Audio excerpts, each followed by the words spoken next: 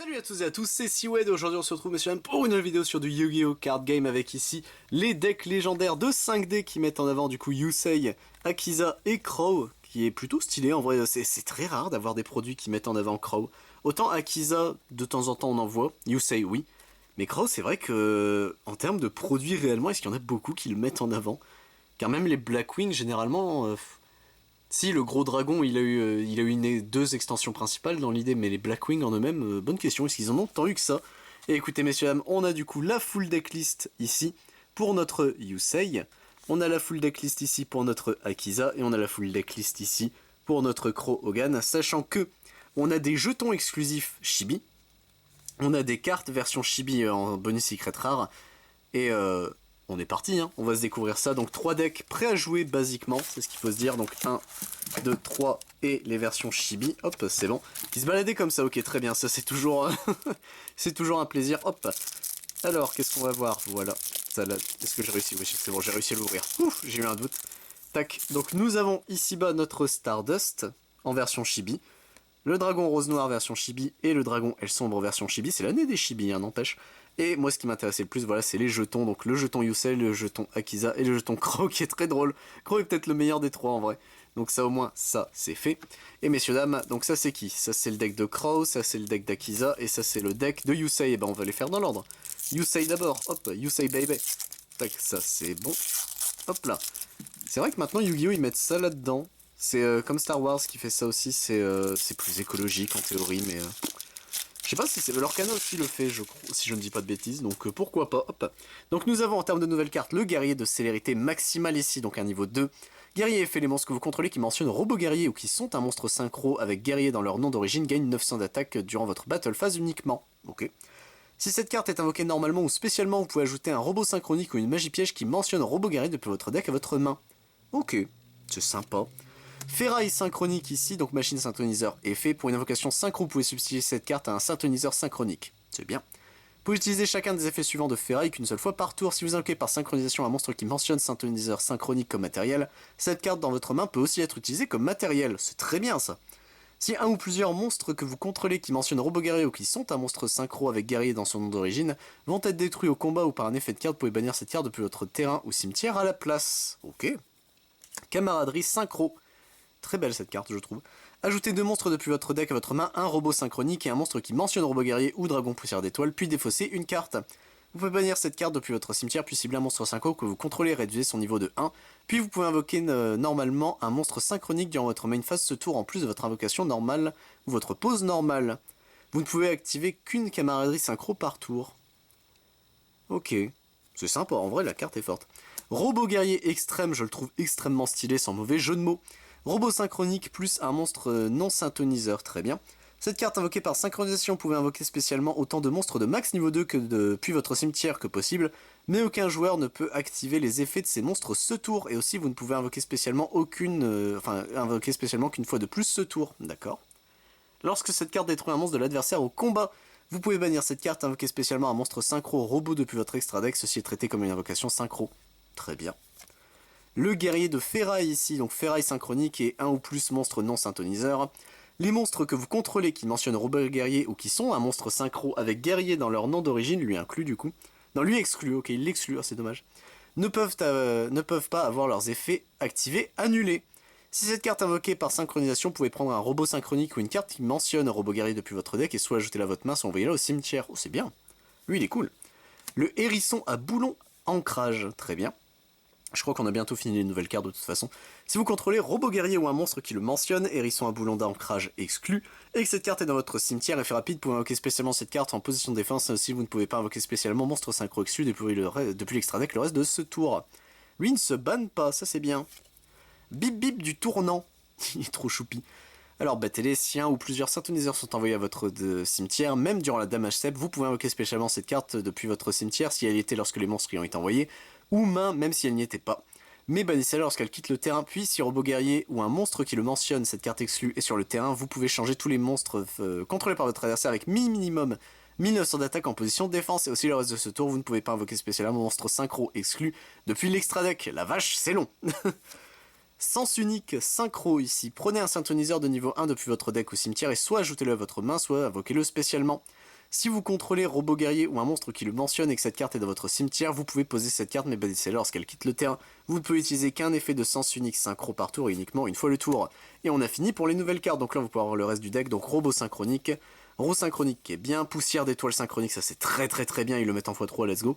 Révolution synchro c'est bien, satellite c'est cool, assaut c'est cool, avion c'est toujours bien, convertisseur c'est extrêmement fort, guerrier double ouais. Deux illusionnistes, ça c'est sympa. Floraison de cendres et joyeux printemps, let's go. Le Mulcharmy, ça c'est très bien, Purulien. Avomark pré-duel, c'est bien. Réglage, c'est cool. Ils ont mis la réglage avec son artwork alter. Ah, c'est bien ça.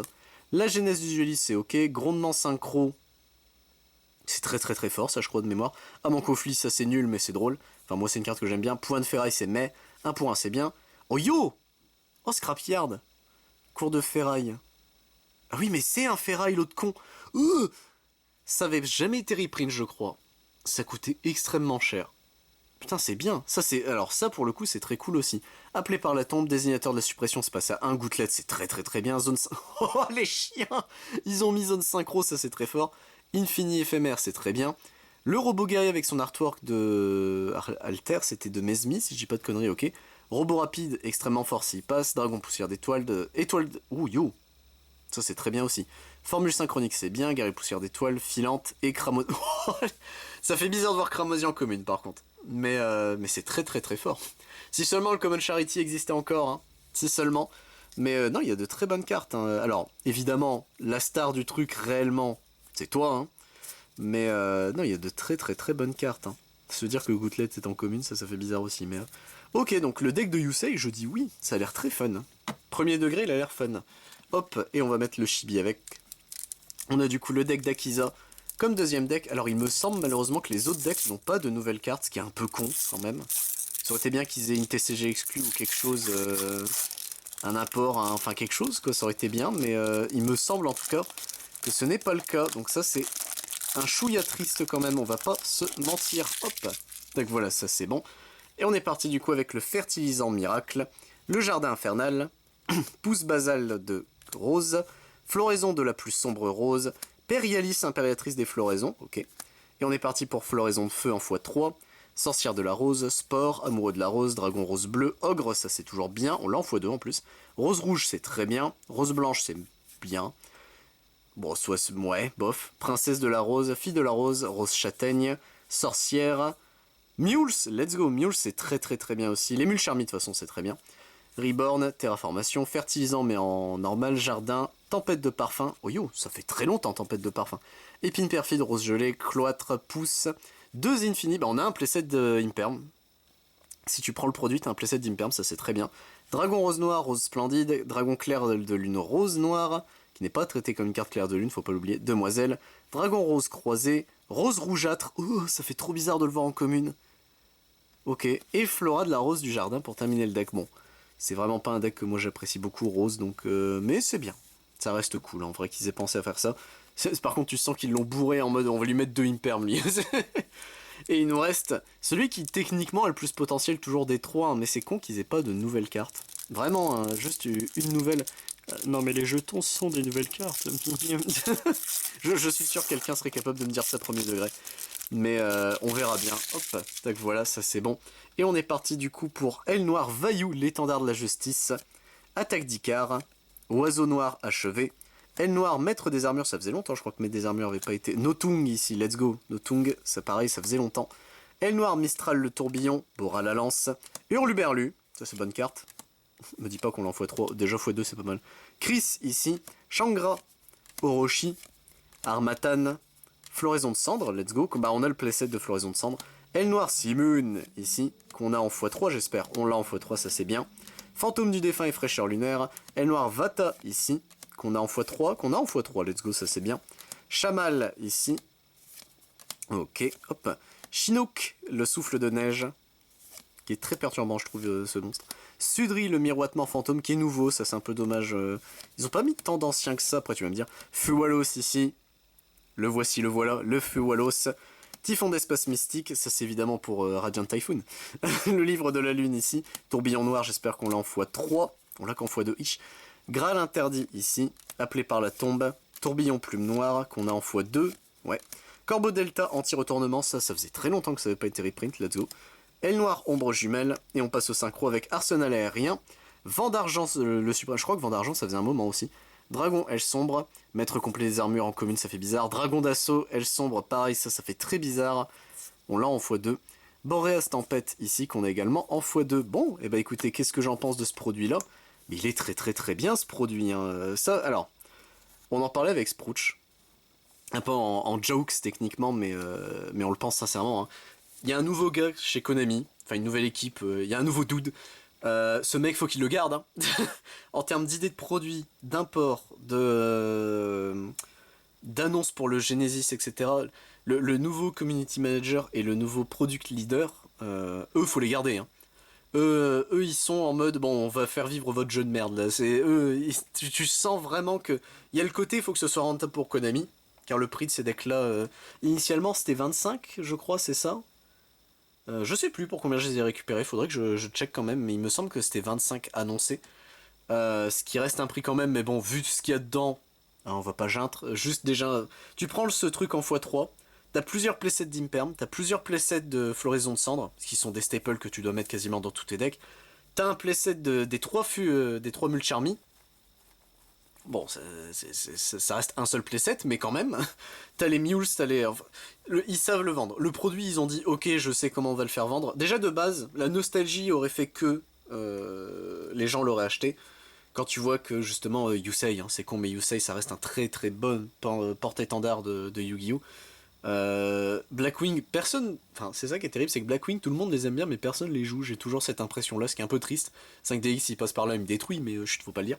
Et Rose, bah, c'est Akiza, donc les gens se souviennent de Dragon Rose Noir et de Akiza, pas de son deck, hein, on va pas se mentir. Mais sincèrement, vu le contenu des decks, déjà juste les 3 comme ça, prendre et jouer avec un pote, c'est fun. Vu qu'ils sont construits, c'est pas des one-off. Tout est bien construit, à peu de choses près. Non, ça reste cool, hein. Ça reste vraiment cool comme produit. Vraiment les product leaders là, enfin la product team plus le community manager, eux faut les garder Konami. Si vous m'entendez, si quelqu'un m'entend, faut vraiment garder cette team là parce que eux vraiment, là Yu-Gi-Oh me hype un peu. Bon, j'ai toujours le souci du Yu-Gi, moi ça fait très longtemps en réalité que les decks qui sortent etc ne m'intéressent plus. Enfin pour le compétitif, ça vous le savez. Hein, c'est pour ça que donner mon avis c'est un peu traître dans l'idée, mais chut. J'achète les produits, donc j'ai le droit, j'ai le droit. Donc écoutez messieurs, dames, mon avis, très bon produit sur 20, hein, n'est-ce pas, si je devais reprendre chez Shuné. Mais du coup moi je suis chez Shuné mais version gentille. Je dis de la merde. Sur ce messieurs, dames, j'espère donc vous retrouver pour d'autres contenus sur du Yu-Gi-Oh bien sûr, mais si ça intéresse je ne fais pas que ça sur la chaîne, je fais également du Digimon, du Dragon Ball Super, du Final Fantasy, du Lorcana, du Magic the Gathering, du One Piece, du Pokémon, du Yu-Gi-Oh! Régional, ainsi du Duel, ainsi du Vaishen Sword. C'était Steven messieurs, dames, à plus tout le monde.